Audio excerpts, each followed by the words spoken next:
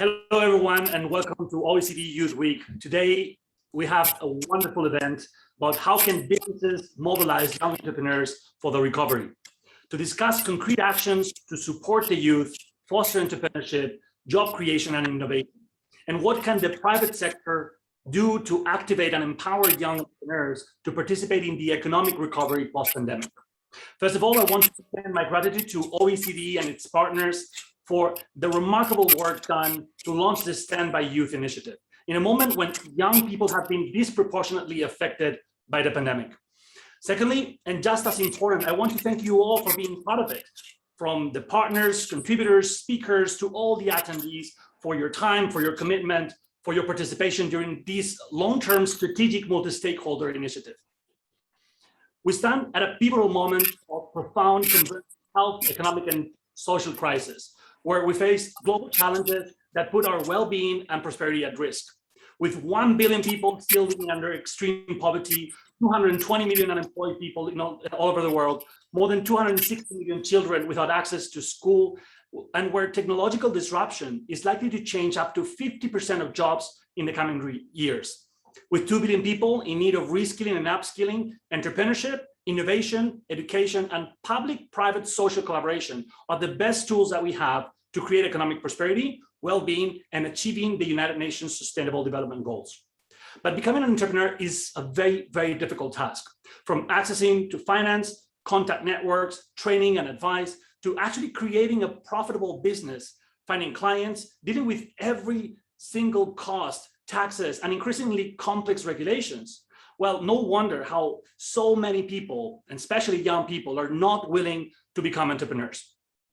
Public and private organizations must do everything they can to support the youth by providing opportunities, access, experience, guidance, training, connections, partnership, and resources. We need urgent upskilling for all with entrepreneurship, action, project-based, problem-solving education. We need incentive schemes, easing barriers, simplifying regulations. We need to co-create the future that we want for this generation and the next generations. In moments of crisis and disruption, we live in uncertain moments that create as well great opportunities. And we all have the responsibility of building together a better political, economic, and social system for all of us and for the generations to come. We need your voice, your expertise, your solutions, and your projects. And that's why we encourage everybody to participate in Stand by Youth initiative, to join the conversation, to unite forces, because it is the time of aligning interests, cooperating in coordinated and effective ways to deliver solutions to improve people's lives. All of us have a role to play, from government representatives, companies, international organizations, media outlets, education institutions, and citizens, to be a part of the solution for our common problems. So please do send us information about your initiatives, your companies, institutions, what you're working on, so we can integrate them in the OECD Stand by Youth initiative. There's going to be a great pack of recommendations that are going to be introduced to high-level stakeholders early next year, and your contribution can be extremely important. So we encourage all of you to use our Q&A function today in the conversation to share your thoughts. And also, please engage with us on Twitter using the handle OECD_local and the hashtag #StandByYouth. And if you want to send us an email, there's an email available that is standby.youth@oecd.org. Also, let you know that we're recording this webinar, and you will find this recording in the official Stand by Youth website. My name is Carlos Santis. I am a social entrepreneur, a consultant, and lecturer on impact innovation, and I have the great privilege of participating as moderator in today's event on behalf of UN, the Young Entrepreneur Organization of the European Union, and its president, Alberto Carvalho Neto. UN has a team in 20 different countries of the European Union and represents more than 1.6 million European entrepreneurs. We advocate for practical solutions, policy recommendations, and we develop pilot projects and collaborative initiatives in constant dialogue with the leading European institutions, from the European Commission, European Parliament, European Economic and Social Committee, and Erasmus+. Jeune is proud partner of Stand by Youth, and we are launching different projects like the 1 million new European startups by 2030, as small producers to support local producers and small business owners in different European countries, 100 villages, reducing energy and providing solar energy solutions, a large-scale mentorship program, a platform to connect entrepreneurs, investors, service providers, and and innovators. And lastly, we're advocating for a universal low tax rate for all entrepreneurs, so there are less barriers for entrepreneurship. And now it is my great pleasure to introduce Ms. Lamia Kamal Shawi, Director of the OECD Center for Entrepreneurship, SMEs, Regions, and Cities. So she can share with us some opening remarks. She is doing an extraordinary job, leading a team of over 130 staff and supporting the Secretary General in achieving the OECD's mission to advance economic growth and social progress, as well as contributing with other global agendas like the G20, the Paris Agreement on climate change, as well as the SDGs. She has forged many different partnerships across her career, from Bloomberg Philanthropies and Rockefeller Foundation, multilateral organizations like the World Bank and the European Commission, private sector. She's part of the World Forum in different advisory committees, and she has helped to develop so many projects. And I think it is precisely now where we need someone with us, and that's precisely the role that we can see that the OECD is taking, that assumes full responsibility for our problems, that goes above and beyond to create solutions, to advocate for solutions. And I think that Lamia is representing precisely those values that we strive for, and the work that OECD, the current and previous Secretary Generals, and the entire team are doing an incredible job, especially during the pandemic. So without further ado, I just want to give the floor to Ms. Lamia Kamal Shawi. Thank you so much, everybody, and we welcome you to Stand by Youth. Thank you so much, Carlos, for your very, very nice word. Good morning, good afternoon, good evening, everybody. I'm really delighted to welcome you all to this webinar for the second event of our Stand by Youth initiative.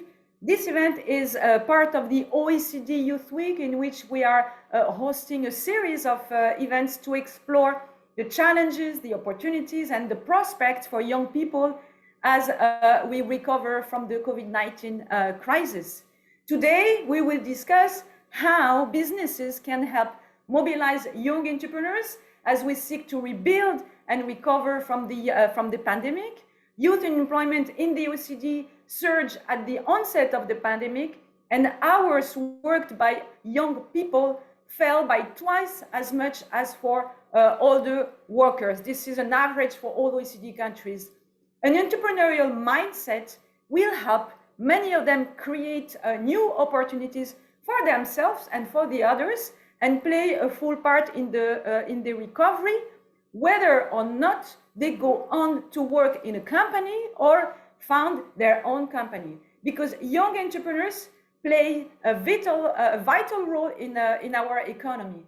They deploy new ideas, new skills, new business models to create opportunities for themselves and for the others.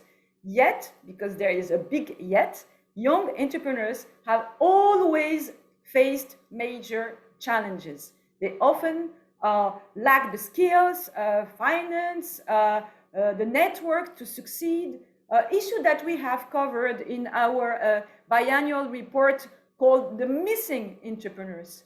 These challenges have been compounded by the pandemic, as their learning has been interrupted, financial flows impeded, and networks fragmented. In many OECD countries, existing young entrepreneurs have been under huge pressure. And also in the Asia Pacific, for instance, 86% of youth entrepreneurs reported that COVID-19 had a negative impact on their business. Among these, 1 in 3 reported a major slowdown, and 1 in 4 actually stopped entirely their businesses. Young entrepreneurs can and should play a leading role in the recovery, driving growth and renewal, not just growth, but renewal, which we need actually in the post-COVID era. They can do that through their ambition, their skills, and ideas. But tackling these challenges faced by the youth is not just the role of government. Businesses must play their part. That's why, through a collective of global institutions representing business networks, employer associations, youth organization and higher education institution, we at the OECD joined forces and launched in July 2021, just 2 months ago, this Stand by Youth initiative. So what is the key objective? Very simple, to encourage businesses of all sizes, not just the big one, but all of them, to take action and support the young generation actually to double the difference. I'm therefore very proud to introduce today's event on behalf of all the partners of the initiative that I am going to name. Of course, the OECD Center for Entrepreneurship, SMEs, Regions and Cities, but also Business at OECD, also called BIAC, the SME United, the International Network for SMEs, called also INSME, the International Chamber of Commerce, the ICC, Ashoka Global, John Europe, and Carlos is a member, Business for Inclusive Growth, B4IG, which is a big coalition of large companies from around the world, European Youth Forum, and also the European Engineering, Learning, Innovation, and Science Alliance. So today's session will bring together different perspectives on how businesses can support young entrepreneurs. And in doing so, I'm delighted to be joined by many members of the Stand by Youth initiative. Of course, Carlos Santis, this representative, very dynamic of JEUN, the Young Entrepreneurs Association of the European Union, also a young entrepreneur himself. He will moderate the session. Patrick Kovac, another representative of JEUN, actually he's the vice president, but also representative of Business at the OECD, which is the official consultative body representing business association from around the world.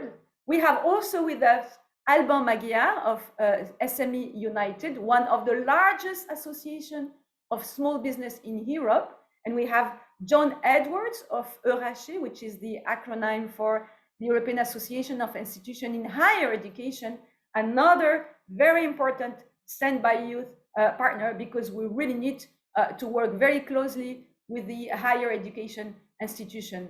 And we have also our dear John Deaton, Secretary General of the International Chamber of Commerce, who will provide closing remark.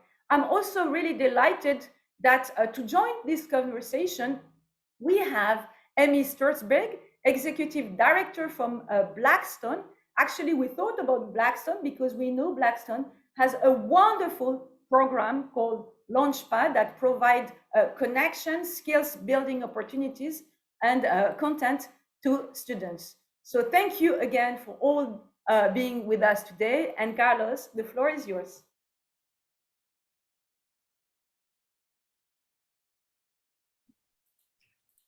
Carlos, you are muted. Yes, Carlos.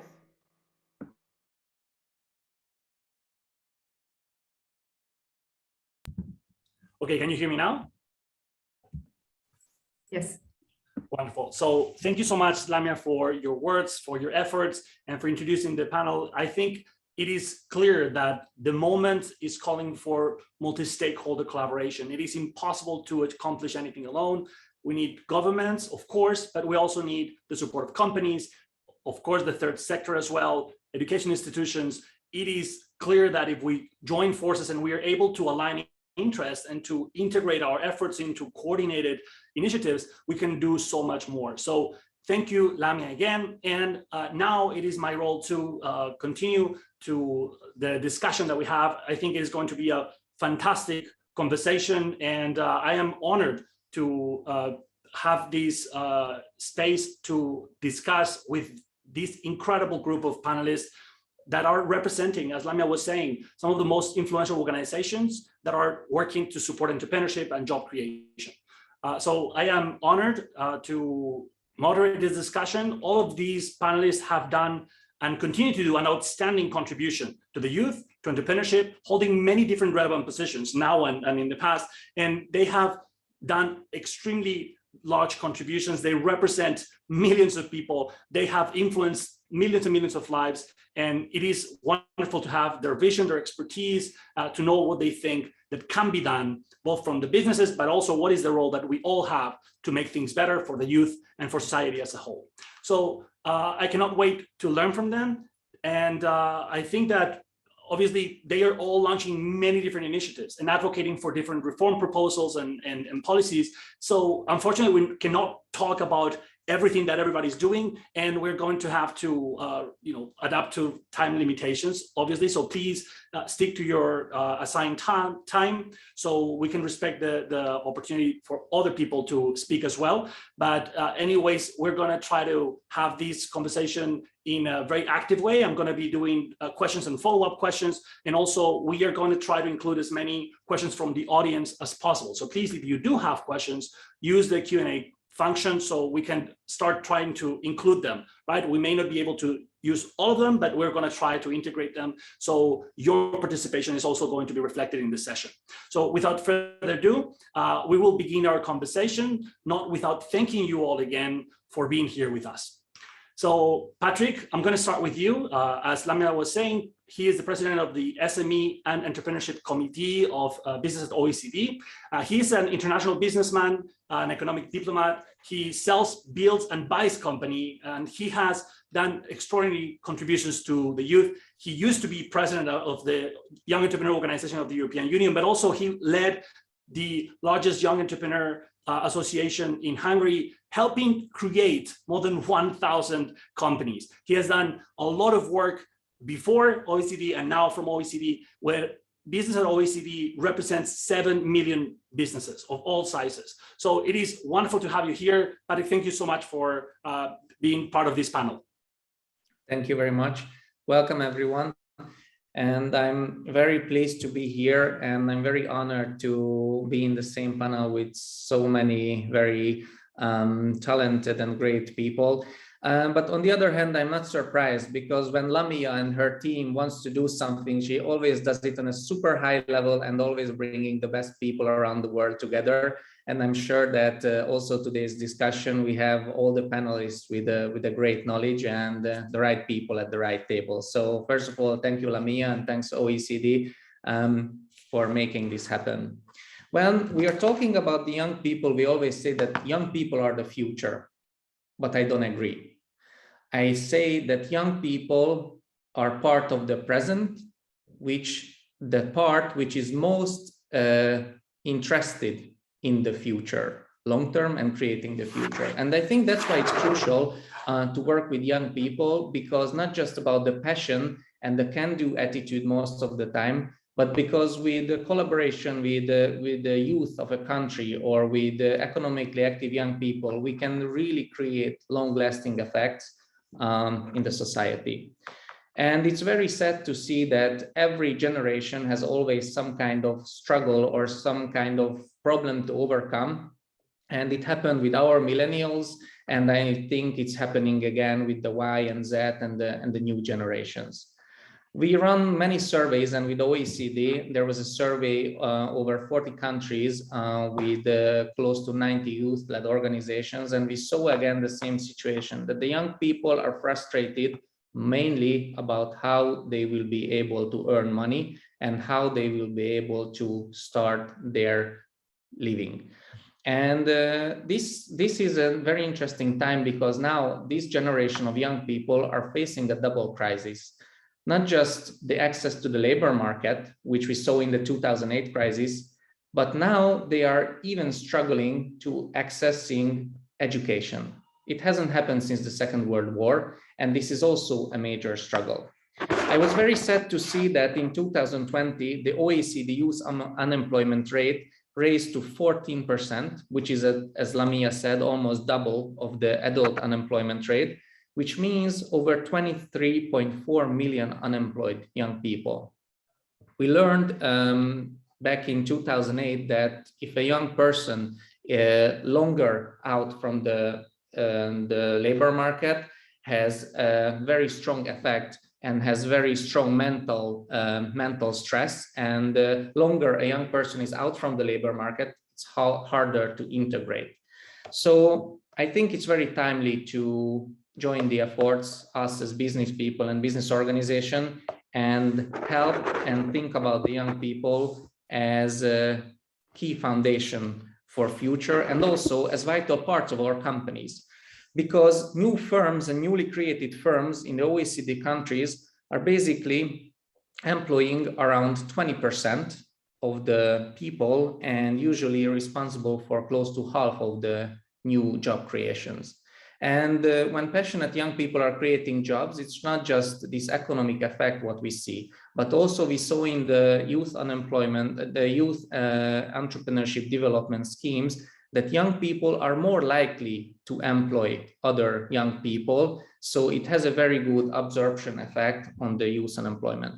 But I do think that young people, not just young entrepreneurs, but passionate young people, has placed in many companies and in many fields. First of all, we need to find their place in the generation change, because we have been discussing a lot about the need for young people and passing the companies to the next generation. We also see the need for young people to integrate deeper into the family businesses and contributing to run their businesses and sustain them and build them for a long-term success with their own families. Plus, of course, the new companies.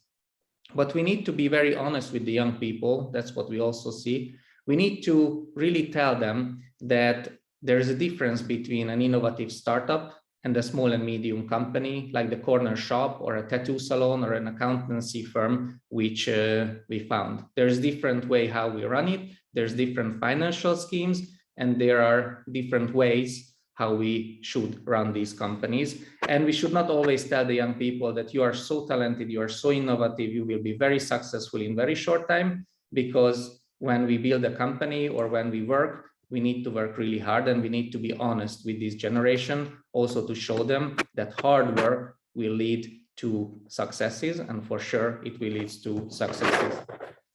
We regret to see the effect of the COVID crisis and the impact on the SMEs.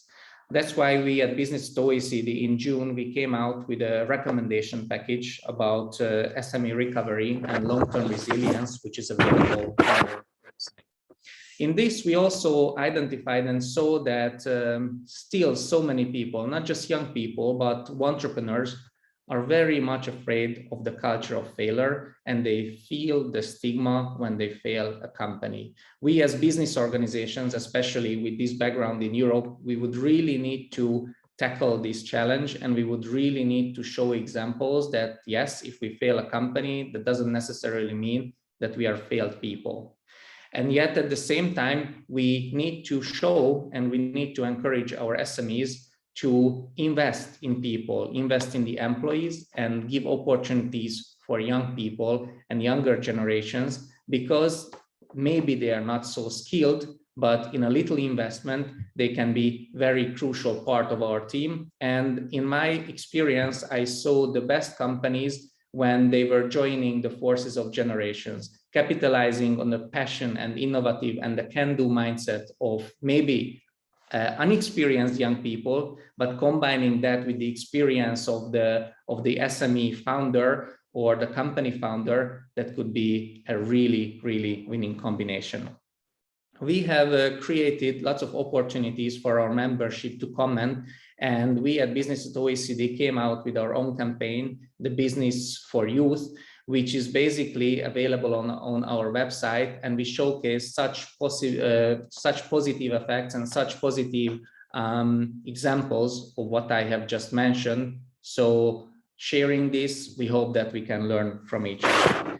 I do believe that improving skills, giving opportunities to young people, and not just for young entrepreneurs, because I always talk about young entrepreneurs, but I do think that there are lots of talented people, and we should really give them opportunity. We should really help them to integrate them in our companies, into the company culture. And we would really need to show them that basically we can co-create value, and especially in a small company, even if we are 5 of us or 10 of us, if we work together, then what we create, that is what we can share.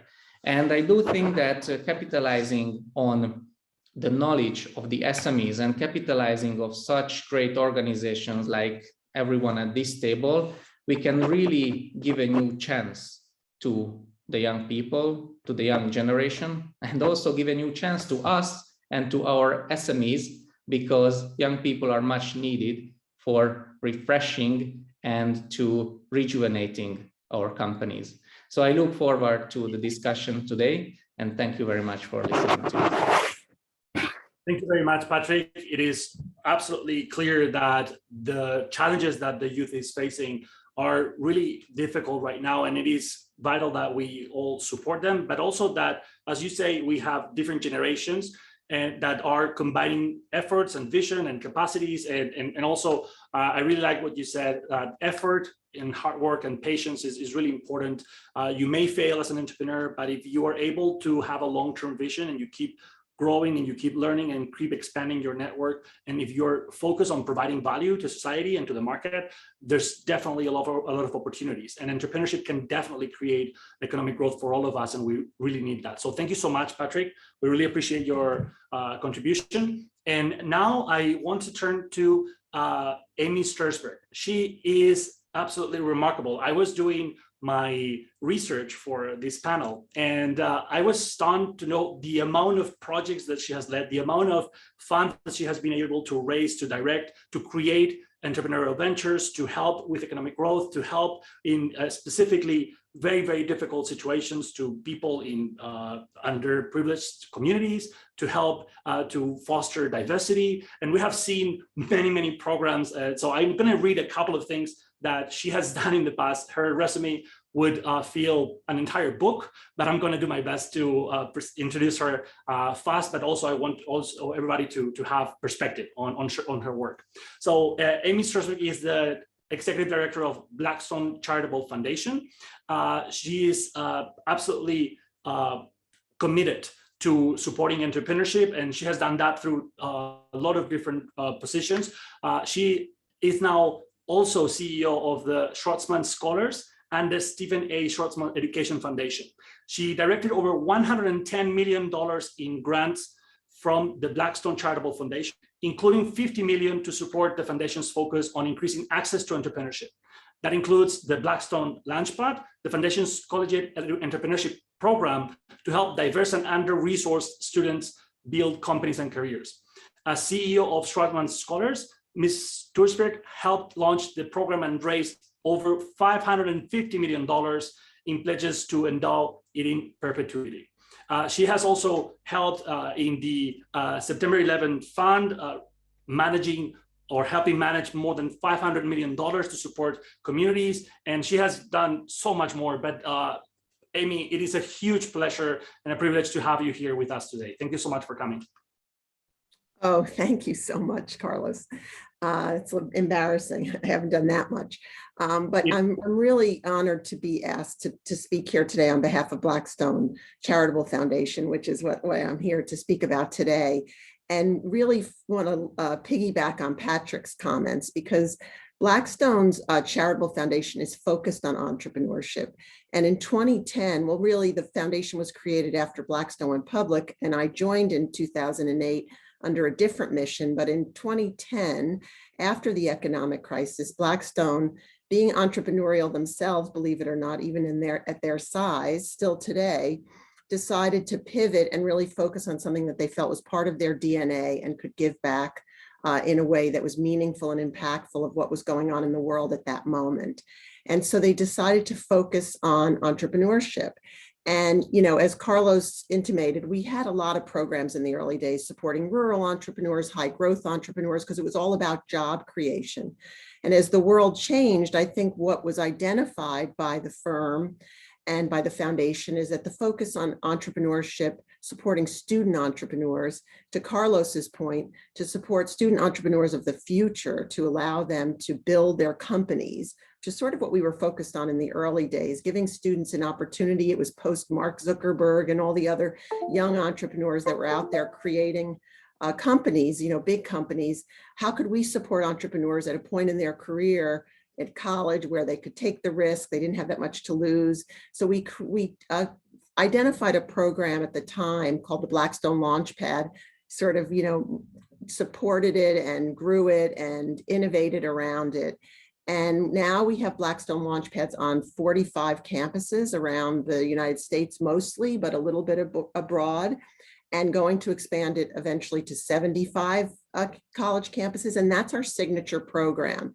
And I think the important thing is what all of you were saying is I think where we identified where Blackstone and Blackstone's assets, not just the Charitable Foundation as a separate entity, but Blackstone itself leveraging on their intellectual and other assets and financial, obviously, supporting student entrepreneurs. It's in our DNA. It's what we do, very aligned with what the firm does for a living, that we could have the most impact. And so we have this, network of schools and students right now numbering around 1 million plus students that have access to launch pads around across all of our campuses and growing, is that we could do a lot of what Carlos was saying, sort of build a network, most importantly, like these college campuses, these students are connected to one another, but also provide content, provide access. And when you're in a network, as opposed to on your college campus, for lack of a better explanation, it's really like an accelerator on the college campus, not credit bearing, it doesn't cost any money, and every student has access to it. And I think the important thing, after listening to the two of you, that I really wanted to highlight in this conversation is that, yes, we started out supporting student entrepreneurs that were self-identified on a college campus, or students that wanted to be part of a startup.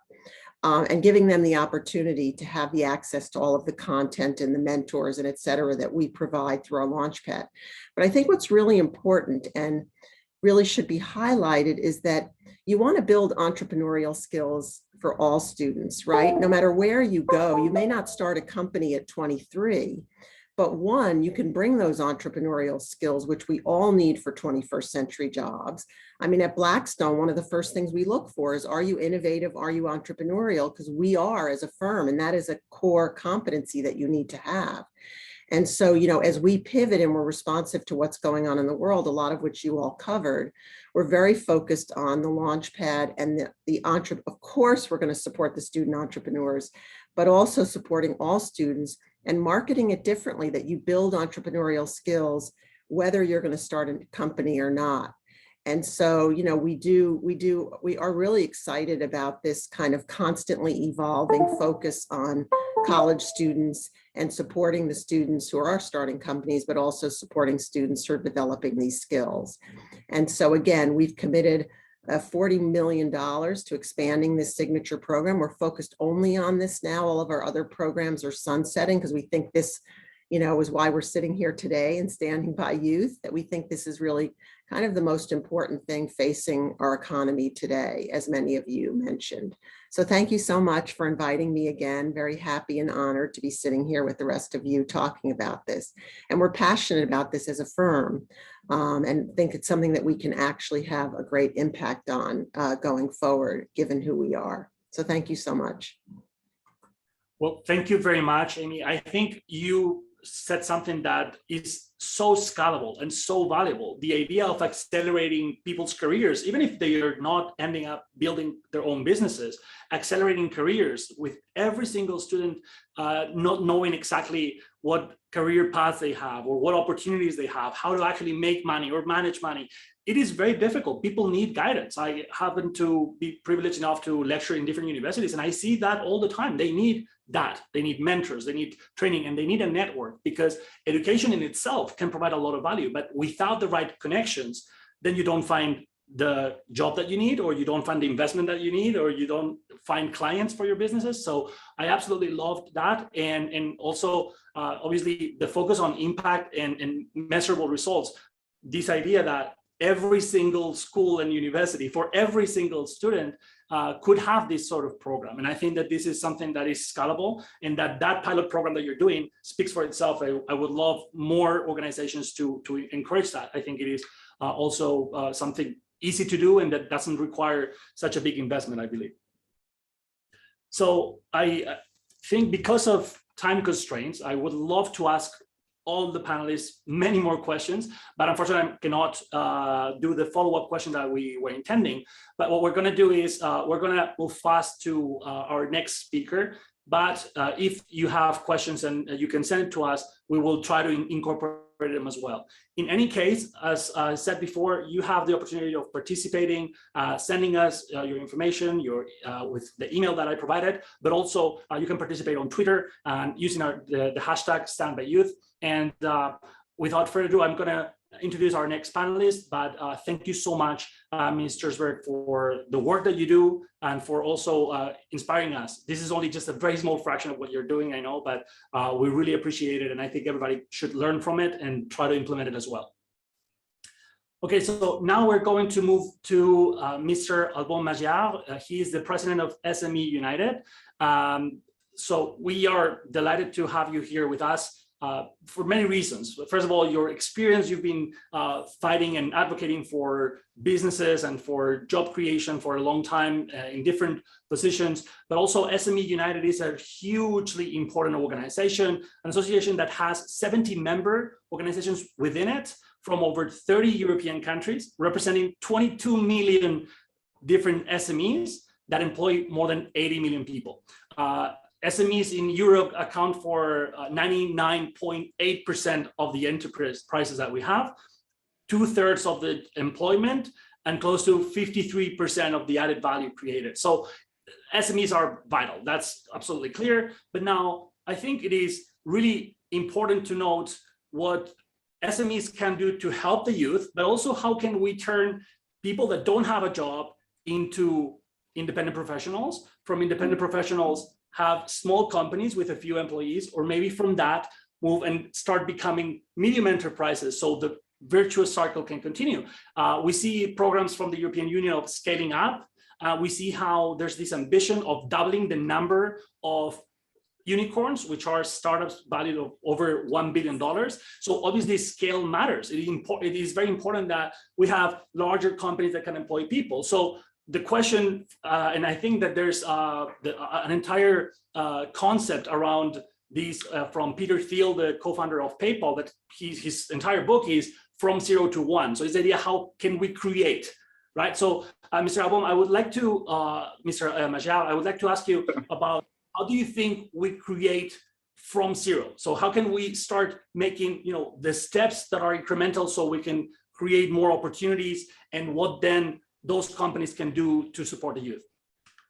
Okay, thank you, Carlos. And I was very happy to listen to Patrick and Amy. And Amy, I must say, I'm dreaming about having so many possibilities as you have in helping us SMEs.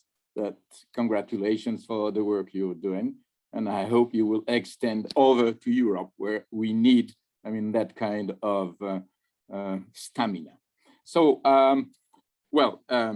of course, SME United and its members put in a lot of efforts to mobilize youngsters to become entrepreneurs, especially now as a follow-up to the pandemic. And it is nothing new, because already after the financial crisis from 2008, it was a little late, but it was in 2013, the European social partners adopted a framework of action on youth employment with entrepreneurship as one of the key priorities. Much work remains to be done, we know that. And so SME United is grateful that OECD takes the lead to gather all the wills, concerns, and best practices amidst the Stand by Youth initiative. SMEs still today act along the same recommendations to promote entrepreneurship towards young people. In concrete terms, they should be better supported through 3 groups of measures. The first step is to foster entrepreneurial thinking and promote entrepreneurial skills. Entrepreneurship should be promoted as early as possible at school level and further integrated into secondary and tertiary education, be it general education or vocational education and training. This is the best approach to develop the right mindset that promotes genuine individual initiatives and self-employment. Young people should have a positive attitude towards sustainable risk-taking.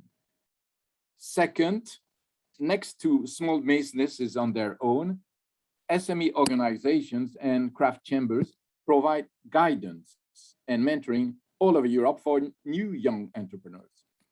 It starts with detailed information on existing legislation, on all potential funding opportunities, and especially on mentoring, coaching, and giving useful advice for creating and managing a successful and responsible business.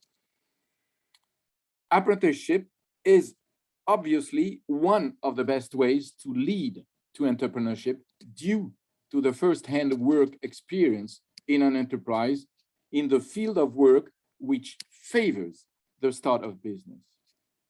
In addition, in several member states, the Mastercraft exam has a large part devoted to business creation and business management.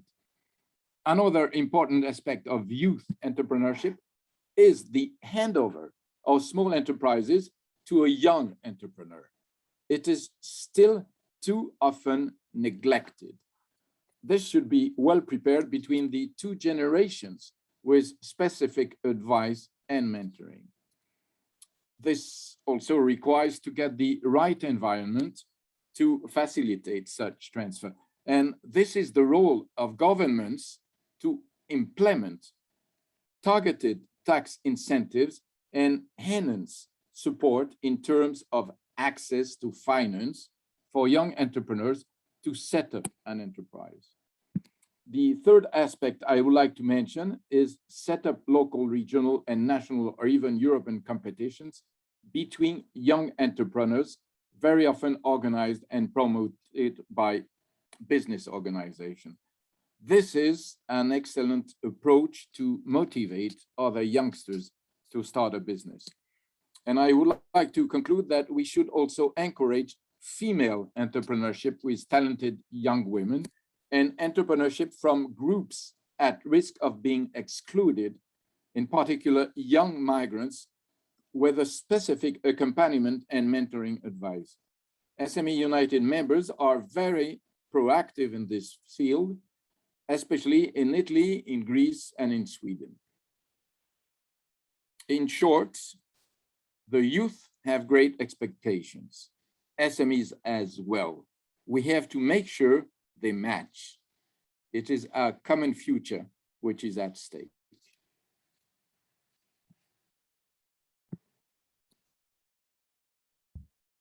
Thank you so much, Bon. I think it is clear that those points are extremely practical. And I think that that's precisely what we were looking for today, practical solutions that can be implemented from different stakeholders. I actually loved what both Amy and you said about entrepreneurial skills. In schools and universities, they're very often overlooked. And it is clear that even if you're not going to create your own company, in a company that you're working for, you're going to need several of those skills, from sales to public relations to digital marketing, technological skills, leadership. All those things are important for all of us. And also, of course, it is important to have mentorship for women, for people with disadvantaged backgrounds. So I think the main theme is constantly the same. We see how the youth has potential, but they need guidance, they need support, and both SMEs, governments, everybody have the possibility of supporting, but not only supporting them, but also benefiting, because when you hand them the opportunity of delivering, many young entrepreneurs as CEOs of companies or executives of companies, they can provide a lot of value as well, moving in different generations. So thank you so much, Mr. Margier, and we really appreciate your contribution. And now, talking a little bit about education, as we're going to have Mr. John Edwards. He is Senior Advisor, European Association of Institutions of Higher Education, EURASHE. He has a huge experience working with international organizations from the European Union to others, but I think it is clear that education has a huge role in this. Even we were talking about mentorship and skills and knowledge. There's a mismatch between the skills that are trained on and the ones that companies are expecting right now. So it is really strange that with the unemployment rates that we have, still companies cannot find the right talent. And yet, with all the changes that are happening and all the transformation that we're going through in the coming years, these new jobs that are going to appear, these new skills are definitely not even in the radar. So my question to you is, what do you think can be done in education institutions? Sometimes we talk about the importance of the education reform, but that seems to never come. What do you think can be done practically to overcome the challenges and the barriers that we have to actually make things happen? So what do you think we should do? What are the challenges and how can we overcome them? Just let us know your thoughts, because we are fascinated by your experience in Urashi and whatever ideas you have on practical solutions. Thank you so much, Mr. Go. Yeah. Well, first of all, I'd like to thank Lamy and the OECD for inviting Urashi to participate in this event today. We're very pleased to be contributing to the Standby Youth Initiative and supporting the recovery and the digital and green transitions that we hear everyone talking about, at least in Brussels, is the main priority for Urashi and its members over the coming years. And as you alluded to there, Carlos, we represent professionally orientated higher education institutions close to the world of work, and we work very closely with business policymakers to provide those skills, the talent, and the knowledge for the future. But to answer your question, Carlos, there's nothing like a crisis, I think, to make young people, to make old people entrepreneurial. We've seen this before, the people and places. We're talking about localities and regions here as well, make them more creative when faced with challenging circumstances. But look, I mean, young people have gone through a really hard time. Perhaps some of them feel as if they've been robbed of their chance to start a career or have the university experience that they were expecting. I mean, for sure, both business and education leaders, they do need to provide hope. And the Standby Youth Initiative is definitely part of that, and we shall be supporting it. But we cannot forget that interaction and proximity are really important for innovation and entrepreneurship. There's no digital substitute for everything. And for some students, we'll have to first tackle sort of social problems like loneliness and depression that have come up during this time. During the pandemic, but on the positive side, there are many good things to come out of this. Technology is accelerated, and young people have the opportunity to embrace this. And I've seen this with some of the students that we work with. For example, they're able to access people and knowledge that they weren't able to access before. It's conferences that were too far away and expensive, courses and training from around the world, or direct contact with employers. Especially in those places, less developed places that perhaps we forget about, and a lot of our members are in. They're able to connect to that international, those international networks that have been developed during this pandemic.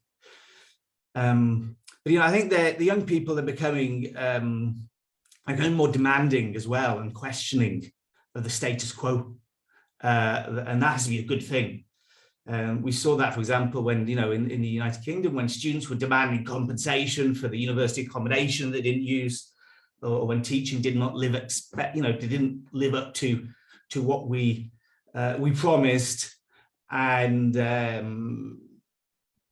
think many HEIs, including our own members, realized that if we didn't reopen this academic year, and didn't give students really what they were hoping for, that they wouldn't have stayed around for much longer. So as I said, I can summarize, it's this balance now we have between re-energizing those social and entrepreneurial instincts that we get through interaction with the digital opportunities, that the pandemic has made possible. Much that we previously thought was theoretical, I think. And in the higher education sector, we can promote entrepreneurial competencies. And I would point to the Joint Research Centre's EntriComp framework, which is where I was working before. This is an excellent tool for that, for business, for students, to understand that the opportunities are there, just perhaps not as they grew up to expect, and they have to be creative about it. Well, thank you very much for that, John. it's clear, I think, that we can all agree on the massive effect that it has both for you, for young people, and for all of us working and trying to develop our, our normal jobs without physical interactions. It has been extremely challenging, I think, for all of us. And in that moment when they are starting, they need that physical interaction, that possibility of innovation as well. I think it was mentioned by Amy before as well. Physical connections are key, and obviously that level of expectations is normal, but at the same time, it is a shared responsibility, I think, right? We need to see what we can do to support the youth, and yet I think Patrick mentioned it very well. It is a difficult task. Developing a career is difficult. It has never been easy.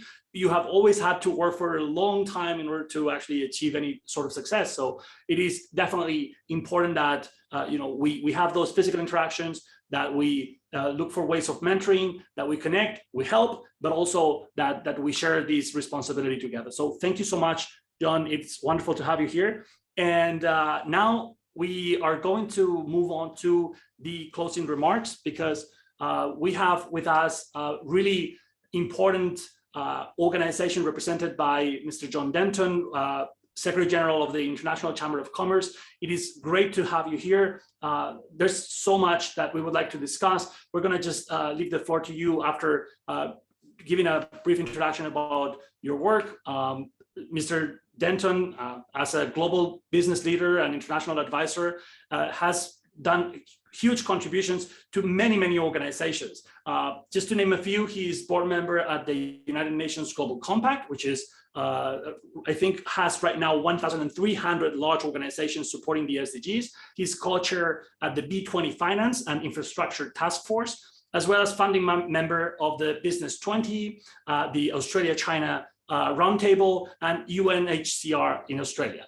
Much more, but let us just continue listening to your thoughts, your vision. What do you think about what we've been discussing?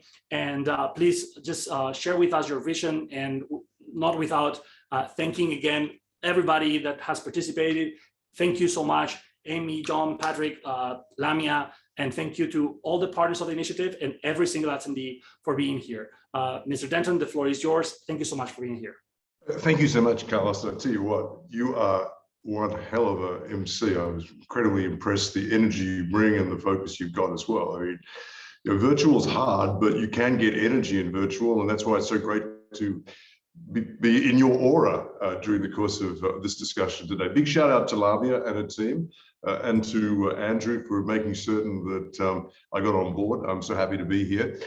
We're genuinely and absolutely focused on this issue. It's interesting, and maybe I'll be a little unkind in the way I talk about these things. I was asked to speak a lot on social mobility during the course of the week, and I mentioned this to Lamia in a previous call. And I did some research over the weekend, just comparing the calls to action from critically important leaders like President Obama, a number of politicians through the European region and elsewhere. And these calls to action were arguing about the importance of social mobility because of the challenges of leaving youth behind unless we get more social mobility. I think you know the story. What's really interesting is those speeches were all given in 2018, 2017. And if you actually compare the actual coefficients around social mobility's got worse. So a call to action without action is actually a call to inaction, and in a sense, it actually allows people to politically position themselves as interested, but they move on, and that is not my business, and that is not what the ICC does. We in the end, we believe that we must influence global policy so that we can actually create the standards, bring the tools, so that we can achieve systems change. That's what we're all about. All our platforms are open, because what we've seen is in this territory, there are too many fractional players who refuse to understand that just because their idea is great, it doesn't mean it can't be shared and collaborated with others, because in the end, we want change. We want to scale that change through actually having open platforms that enable that. And that's what we're really involved with. It's actually really great to hear Amy speak as well. I do shout out to BlackRock. I was not aware The Lamia did tell me that BlackRock has made this a special mission, and I sit on the board of a number of infrastructure investment funds, and we do deal with BlackRock, but I hadn't realised there was such strong values alignment. So it was a real delight to hear that. Blackstone. Blackstone. Sorry, gosh. Get it right. Get it right. If you're going to pay someone a compliment, at least get their company right. Alvin, very good to hear as well what you're doing with SMEs. As you know, that's the heart and soul of the global economy. And as you know, we launched the Save Our SME campaign at the beginning of the pandemic because we saw that not enough attention was being paid by global policymakers in the actual implications for the real economy, which is SMEs. They were focused and fixated on seeing COVID as a financial crisis when we were arguing it was a real economy crisis. It took us a while, but it was with the support of people like you and others that we're able to actually shift that policy debate. It's why we're actually moving very closely into how we create more access to finance for SMEs. And this is not over, as you know, this game is not dead yet, and there's a lot more work into it. John, very interested to hear about the linkages up with the education sector that you represent, and maybe I'll pull it back a little bit to what we're doing in that context as well. One of the observations Carlos made was the challenges in many respects of aligning the capability build required to the opportunities that are there. And yet with all the institutional authority that educational institutions have and the prize being so obvious, we've been unable to translate that into an outcome. What the ICC does, as I'll come back to in a second with youth entrepreneurship, is where we see a failure, we actually seek to intervene, and that's what we've done in our 100-year history. We actually think there is a fundamental problem that needs to be solved there. And obviously we're not solving it on our own, we want to solve it with many. So we're actually creating now a global learning platform. The differentiator of why we're doing it is because we can bring in the actual real-time input from chambers of commerce, SMEs, etc., on a global basis, and we use that data then to start shaping up what the courses should be, rather than, in a sense, institution-led capability built, because I think that's part of the problem. And so we'd be very delighted to actually partner with you guys if there's a way that we can create some additional value together. On the particular issue of what we'll gather around today, engagement with youth, this is another area where, in a funny way, an institution like the ICC, we talk about chambers of commerce. For most young people, when they hear the term, they probably think of walnut paneled rooms and people smoking and things like that. They don't really see the chambers of commerce as a contemporary notion. But this is a really important global institution. We actually have it there. It's the point I was making. And one of the problems is a lot of institutions we have not been repurposed for what is required in the 21st century. So what we are doing on a global basis with the ICC is repurposing chambers of commerce, repurposing even our own national committees. And many of you would know we're in more than 180, 190 countries now, and there's more than actually 50 million businesses are part of us, employing, engaging more than 1.3 billion workers. So 1 in 3 worker in the world relies on us trying to get it right for people to get this done. And so we are repurposing chambers of commerce, but also making them relevant to the next generation. And the next generation is what we're talking about today. So I said in my opening comments, I'm greatly disturbed by the increase or the, I suppose, the lack of social mobility. And one of those key reasons is the lack of opportunity. And it's not that opportunities do not exist, it's access to opportunity. And why is that? It's partly education, partly capable, partly economic settings, partly human, human capital. There's a whole lot of things that are not going right. We can't fix them all, but we do certainly fix on things we can develop. So we have created an institutional intervention, which is called the ICC Centers of Entrepreneurship. And again, I really thank Lamia for the interest she's shown in this context. We started in Istanbul to actually start to prove the concept. We then moved very quickly because civil society and the business asked us to actually move into Lebanon when the economy collapsed. And we created that there. And just last week, I created with the United Nations Economic Commission for Africa, the ICC Centers for Entrepreneurship in Africa. Our first 4 will be open in the next 3 to 6 months in Morocco, in Ghana, in Kenya, and in Nigeria. And then we're moving into Latin America. We're actually doing the preliminary work in Buenos Aires, in Guatemala, etc., and then into Asia. But it's really interesting for us because, again, what are we doing? Why are we even doing this? It's because we see a crying need to actually develop those skills. to actually bring together the mentoring required, to bring together access to the capabilities, to create these open platforms. And it's amazing when you actually offer yourself up as an open platform, people are actually keen and eager to engage.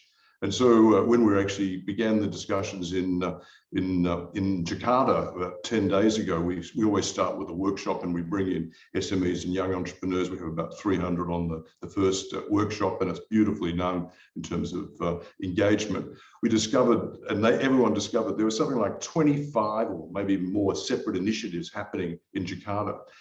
And most of those groups had never spoken to each other. So what we're able to do by being, in a sense, politically neutral, but actually absolutely and completely impassioned by an outcome, is create that kind of space where we can actually bring all those elements together. And we try to innovate. We try to innovate all the time. Well, the reason we include, for example, innovative entrepreneurship is because of the experience we discovered in Africa, where there's a huge challenge for LGBTIQ entrepreneurs and business people to actually get involved in business. And so we've decided this will become a clear part of the ICC mandate. We will not be told no by people. If you want our centers of entrepreneurship, that needs to be in there. And it's really interesting, even governments have actually been challenged by the issue of diversity, have embraced that and enabled that. We're trying a new initiative. It's kind of a fun thing. I didn't know if it would work in Latin America, because we're about to launch in Buenos Aires. And what I didn't want to do was actually get caught with the views of the established business people, and as great as they are in Buenos Aires, I wanted to go to the regions. And so we're trying this new experiment where we're appointing like next generation leads. And so we've appointed, for example, I'm working with a young guy. His name is Santiago Valenti. He's a guy who just reached out to me. He's 21, 22. And what we're trying to do with him is actually mobilize his social media network. And he has, like a lot of guys, has a lot of people on his social media network. And what we're actually doing is we're now bringing them into the conversation about what is required for entrepreneurs, because we're not doing top down, we're actually doing bottom up. And we like this because it's flexible, and it's in a sense, it's an innovation, and it's quite easy in a funny way to do, just the way you think about it. So we're starting to build that into the ICC Centers of Entrepreneurship, but also, as you get from an outcome for the ICC, we are now talking to the next generation. In fact, we're actually thinking about talking to the generation beyond, but that's for the next opportunity I have to speak to you as well. So again, I challenge you all to actually take the calls to action. I challenge you all to actually get out there and ensure that this discussion is not just held within the sanctity of Paris and the OECD halls, but I challenge you all just to get things done. So I thank you very much for the opportunity to speak to you. I'm great to, because it's so great to hear the inputs of the previous speakers. And again, it's a big shout out to Carlos. Keep on emceeing as you do. It's great to see. Thank you. Well, John, that means the world, and I really, really appreciate your words. But more importantly, I think that what you said is really the main priority that we should have. Call to action with actual accountability and following through those actions. And I really loved the global learning platform. I would say that as an entrepreneur, I have been able to benefit immensely from chambers of commerce, right? And you are the chamber of commerce of all the others, and it's just really, really important for all of us. The name, we can think about the way it resonates with the young people, but the reality is that it is vital for everybody that builds companies of all ages. So thank you so much for that. The Center for Entrepreneurship, everything that you're doing, also communicating and engaging through all the channels available, is really, really useful. And I think that we are in a moment where we need leadership. There's a lot of transformation all over the world, but we need clear leadership. And that means knowing where we're going and thinking about what is the best strategy to go there. There's a lot to do, but with the work that OECD is doing, with the work of the ICC, with the work of Irashi, with the example of Blackstone and SME United, I think we have a very clear sense of where to go, how to go, and now it's a matter of joining forces and making a huge effort, a huge sacrifice to make things better. Thank you all so much for being here. Don't forget of engaging with us on social media. Send us an email. Let us connect and see what we can do together. And for now, I'm just going to say that it was a true privilege, and I wish you all the best. Thank you so much. Thank you. Bye-bye. Thank you. Bye-bye.